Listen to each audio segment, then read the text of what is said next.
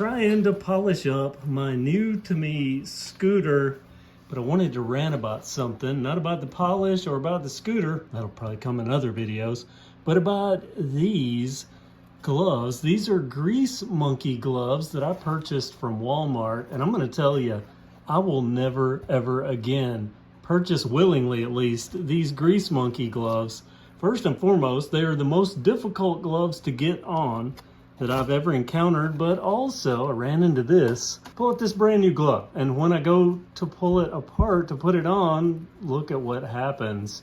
And this is on more than one of these, quite a few actually. I'd probably say maybe about 5 out of the, how many came in this box? It looks like 50 came in this box. Out of the 50, probably about 5 were like that. Ripped as I was putting them on, but they're just so tight.